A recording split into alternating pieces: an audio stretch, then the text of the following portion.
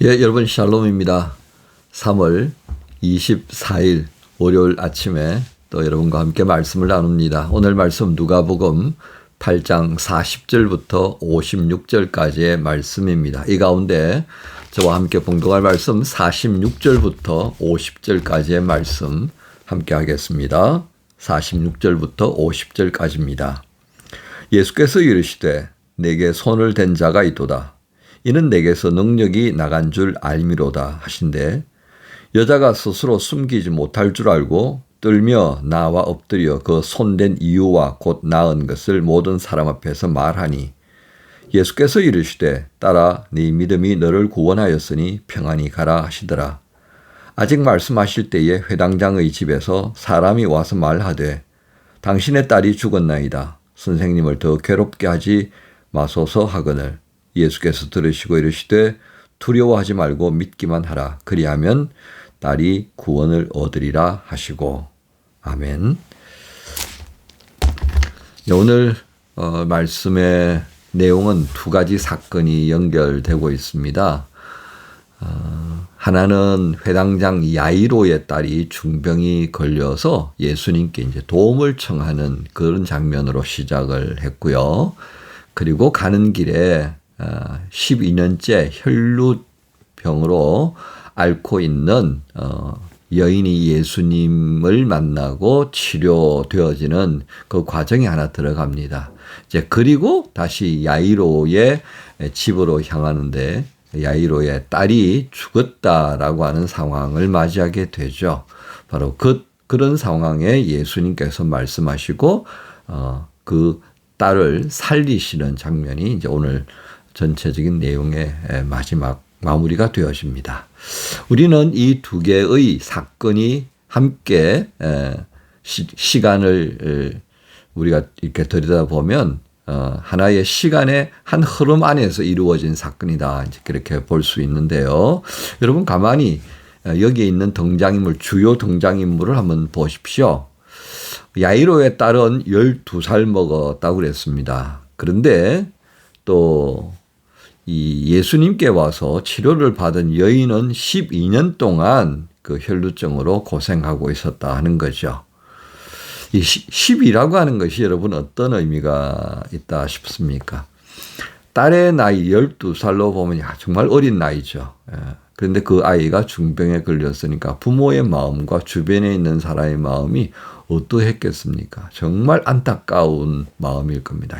아직 12살밖에 안 됐는데 그렇게 정말 무서운 병에 걸려서 지금 사경을 헤매고 있다니 얼마나 안타깝습니까? 그죠?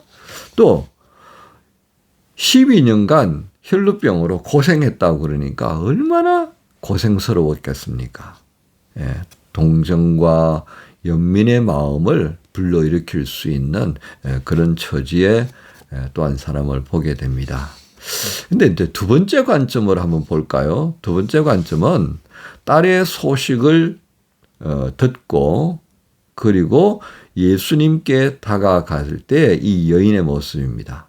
그러니까 사람들이 야이로의 딸이 중병에 걸렸고 그 가는 과정에 그 아이의 병이 심해져서 죽었다라고 하는 그 하나의 사건. 자, 그런데 먼저 앞서 있었던 12해째 혈루병을 앓고 있는 여인은 어떻습니까? 예수님께 손을 대고 치료를 받았다는 거죠. 그런데 이 무리와 이 여인에게 있는 공통적인 부분은 절망적인 상황에서 기대했던 바들이 이제 무너졌단 말이죠. 그리고 이제는 끝났구나라고 하는 그 절망감으로 모두가 빠져들어가는 상황을 지금 야이로의 집에 모여있는 사람에게서 보는 겁니다. 죽음이라고 하는 것이 가져오는 공포스러운 거 있죠. 그죠? 저거 어떻게 하나라고 하는 안타까움을 넘어서 이제는 죽음이라고 하는 것을 마주하게 됐을 때에 모두가 두려워하는 겁니다. 그 다음에 이 여인은 예수님의 능력이 자기에게 임하여졌고 그로 인해서 나음을 입었는데 자신은 어떤 처지라는 겁니까? 사실은 이 여인이 예수님께 손을 대었을 때 그 예수님의 능력이 자기에게 임하는 것을 느꼈을까요? 분명한 것은 이 여인 아직 잘 모르고 있더라는 겁니다. 그러나 예수님은 당신에게서 그 능력이 빠져나가는 뭔가 특별한 현상을 느끼셨다는 것이죠. 오늘 본문은 그것을 말하고 있습니다. 그런데 예수님이 이게 뭐야? 누가 내 몸에 손을 대었어? 라고 하는 것이죠. 그러자 그 순간 여인은 두려움에 빠지고 말았을 겁니다. 그러니까 같은 두려움이 아닌 거죠. 사람들의 마음속에는 이 아이가 죽었다라고 하는 그 죽음에 대한 두려움으로 말미암은 어떤 좌절감, 절망감이 확 빠지게 만들었던 두려움이라면 이 여인은 자신의 혈루병이 이제 사람들에게 폭로되었을 때 다가올 수 있는 그 사람들의 비난, 부정한 여인이잖아요. 부정한 여인이 이 사람들이 많은 곳에 등장해가지고 누군가의 몸에 손을 대었다? 아, 이거는 정말 용납이 안 되는 일인 거죠. 자, 어쨌든 A그룹에도 B그룹에도 이 두려움이 막 엄습해버린 것입니다. 자, 이런 과정이 진행되는 그 상황에서 예수님께서 뭐라고 하셨습니까? 따라 내 믿음이 너를 구원하였다. 평안히 가라. 평안이라는 것은 어떤 것이 전제되어집니까? 두려워하지 말아라.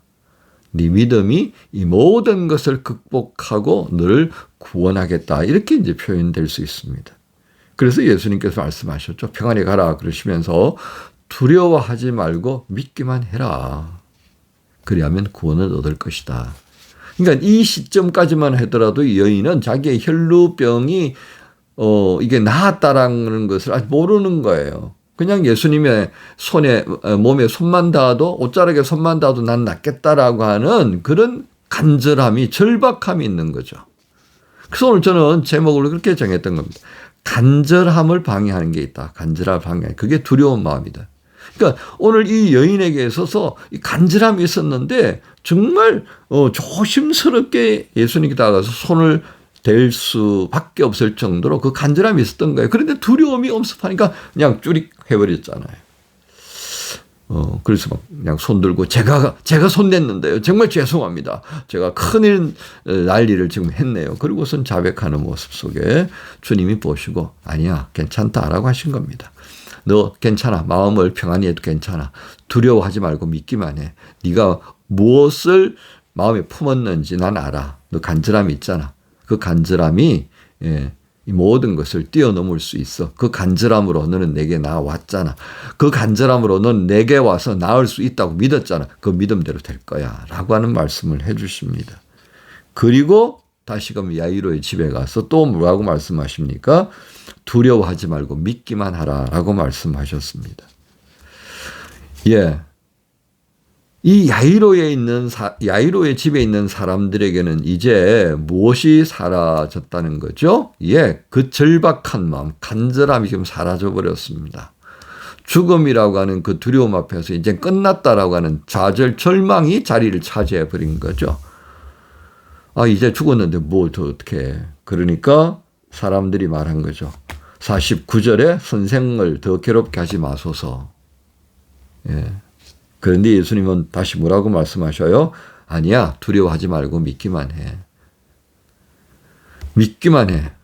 너희들의 간절함을 다시 붙잡아. 그렇게도 우리가 말할 수 있겠습니다. 그 간절함으로 하나님께 나아가는 자는 구원을 얻게 될 것이라는 이 말씀. 그리고 예수님께서는 다시금 그 야이로의 딸을 살리시게 되어졌습니다. 여러분, 우리는 이제 믿음을 이렇게 표현할 수 있겠습니다. 믿음은 다른 방법, 길을 발견하지 못한 사람들이 주 대신 예수 그리스도를 절대적으로 신뢰하고 의지하고 위탁하는 것이다. 간절함을 붙들고요. 이 간절함을 풀 수 있는 길, 다른 방법이 없다라고 하는 것을 알게 되었을 때 오직 길이요, 진리요, 생명 되시는 그 예수 그리스도께 그 간절함을 풀어내 놓는 거죠. 절대적으로 신뢰하고 그 주님께 의지하고 위탁하는 것. 이게 믿음이다라고 하는 것을 다시 한번 일깨워 주셨습니다. 그런데 우리는요, 이 간절함을 방해하는 두려운 마음 때문에 맡기지를 못합니다. 사단은요, 끝없이 우리에게 이 간절함 대신에 두려운 마음을 더 품게 만듭니다. 그래서 야이로의 집에 모였던 사람들도 그 죽음의 공포, 죽음의 두려움 속에서 이제 모든 게 끝나버렸다라고 하는 좌절, 절망을 품어버렸던 거죠. 간절함을 떨쳐버렸습니다. 그리고 더 이상 예수님을 힘들게 하지 말라라고 하는 말로 그들은 서로 위로하려고 했다는 것입니다. 하지만 예수님은 그들에게 다시금 믿음에 대하여 말씀하시면서 그 간절함을 불러 일으키고 있는 것을 봅니다. 주님께서 우리에게 이 두 사건을 연결지어서 말씀하십니다. 믿음이 너를 구원할 거야. 두려워하지 말고 믿기만 하라고 말이죠. 두려움 때문에 간절함을 잃어버리게 되면 우리는 그 절망 속에서 더 이상 벗어날 길이 없다는 것을 받아들일 수밖에 없다는 것입니다. 그러나 주님은 그게 아니라고 말씀하셨습니다. 간절함을 방해하는 두려운 마음, 그것을 이겨야 한다. 그 이기는 것이 바로 믿음이다라고 하는 것입니다. 그 간절함을 주님께 내어 놓으라고 말씀합니다. 그 간절함을 주님께 가져오라고 말씀하시는 겁니다. 여러분, 오늘 하루를 시작하면서도 여러분에게 주저하게 하는 일이 참 많을 것입니다. 그러나 그것은 그 주저하게 만드는 것은 우리의 믿음을 방해하는 것뿐입니다. 오늘 두려움을 이기게 하신 예수 그리스도 안에서 하나님 나라의 방식이 바로 이것이다라고 하셨던 주님의 말씀에 귀를 기울이십시다.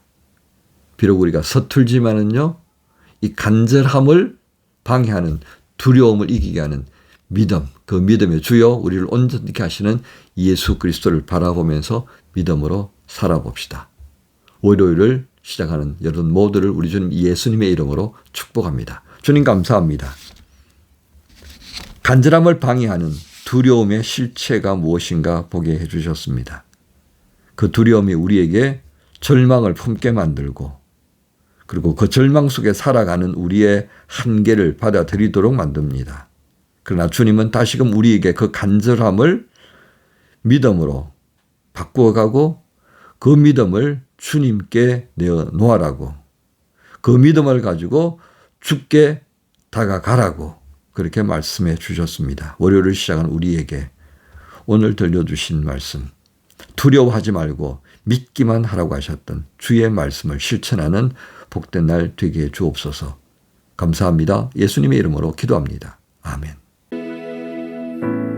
의지했던 모든 것 변해가고 억울한 마음은 거져가네. 부끄러움 없이 살고 싶은 마음 주님 아시네.